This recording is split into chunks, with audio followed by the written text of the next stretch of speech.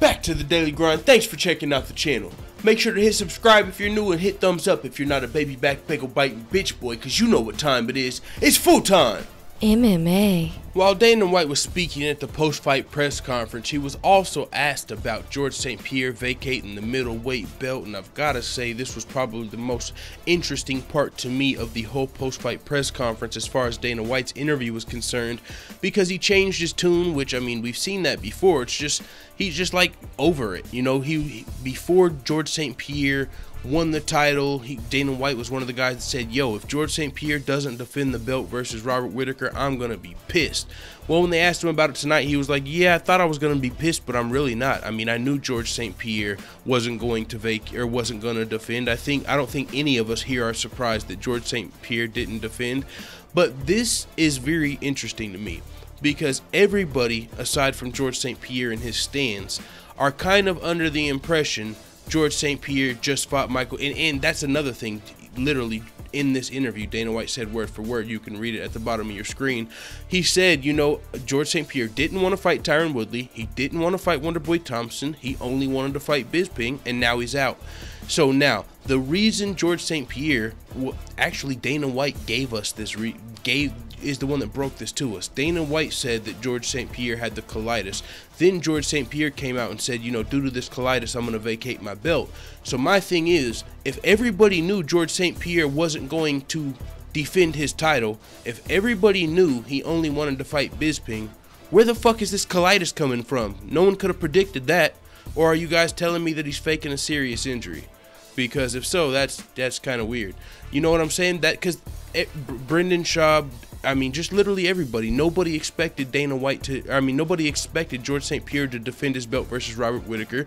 I was kind of hopeful because I was like, yo, it's in his contract. That's another thing Dana White talked about here. He said, why do you think I put it in his contract that he had to defend? Because I knew he wouldn't. What? You knew he wouldn't, so you put it in his contract that he had to, but he still doesn't have to. What was it in the contract? Unless you get injured, you have to defend. It's like, oh, okay, well, that I guess whenever we come to that point, we'll just, you know, you got to get an injury. I don't know. That's the cringiest part to me. That's the fucking elephant in the room to me. That's the part that I don't even know what the fuck to say about.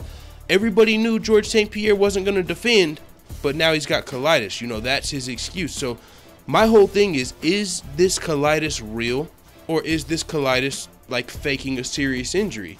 I've heard people in the comments, specifically people tell me colitis has changed people's lives. They've got family members who got colitis, and it's just weird to me if we're gonna start being under the impression that some of the biggest stars, whenever they get injured, we've got to question, is he injured or does he not want to fight? It kind of goes back to the Tyron Woodley thing.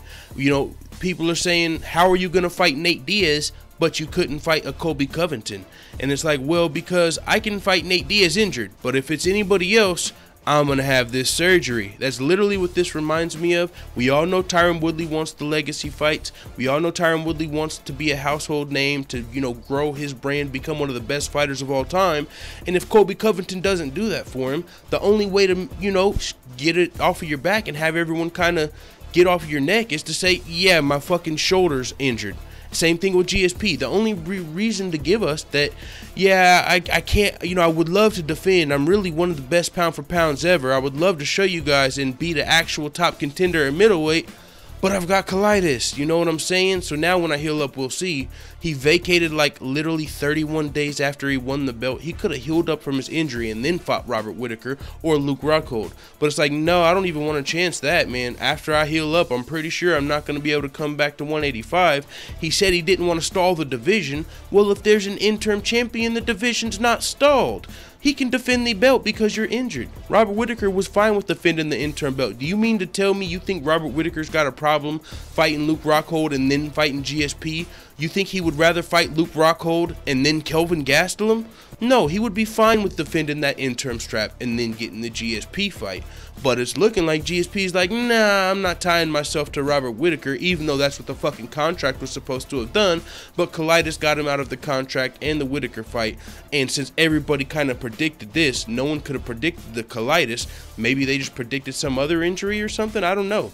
It's just weird whenever somebody of GSP or even Tyron Woodley's level. I mean, just uses an injury to get out fights that fans want to see. But I mean, that's the day and age we're in.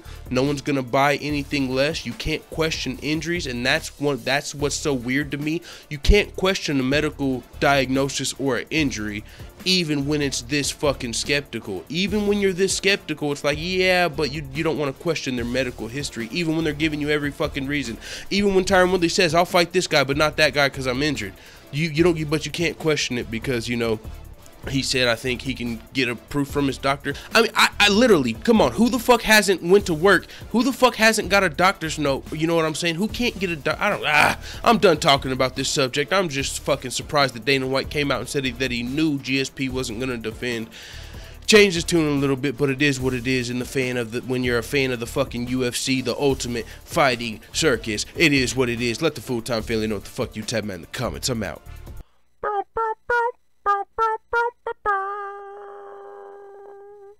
Da da da da da. It's the motherfucking D-O-double-G.